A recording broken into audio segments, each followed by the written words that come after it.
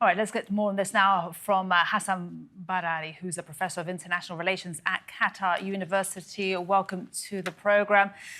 Your thoughts on the expectations for this round of ceasefire negotiations? Thanks, Maria. I think this is very important at this juncture, particularly when tension has ratcheted up in the region, and everyone else is like in talking about Iranian response to the Israeli targeting and assassination of Hamas leader Ismail Haniyeh, and many mediators, particularly the United States, they're hoping that successful conclusion of a ceasefire would mitigate the regional tension. So I would say that there are a lot of interest in having a degree of success at Doha right now.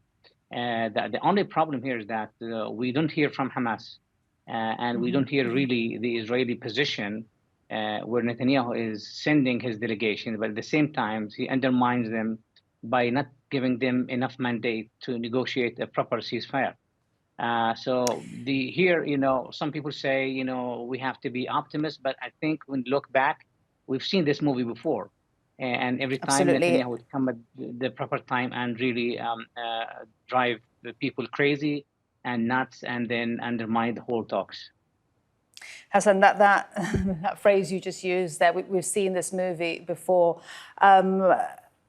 Indeed, and he has been very clear he will not stop until Hamas is eliminated, just to use that word that he used, and until all the hostages are brought back. So really, what is different this time? What hope is there this time? There is, Hamas isn't there. The top negotiator for Hamas was assassinated recently. Even internally, we've been hearing that there is so much pressure from his inner circle there for Netanyahu. So, and also US pressure, is it there? So really, what hope is there right now? Maria, it's a game with different players, with sometimes identical interests, but sometimes or oftentimes we have like contradicting interests.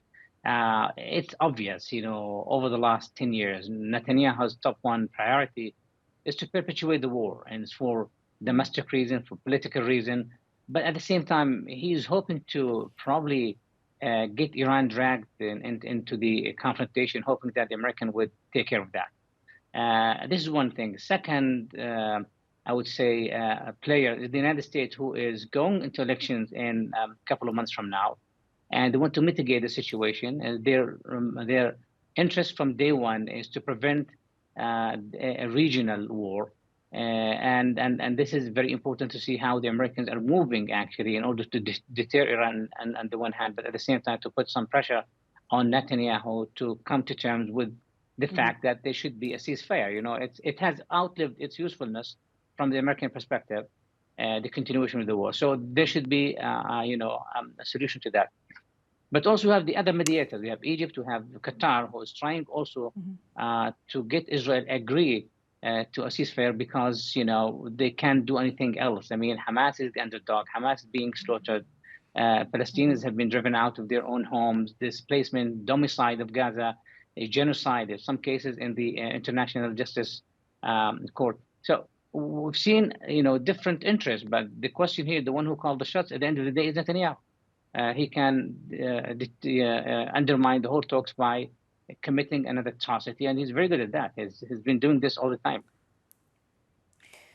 Hassan, great to get your thoughts on these important 2 days of talks there in Doha. Thank you. Hassan Barari, Professor of International Relations at Qatar University. Really appreciate it.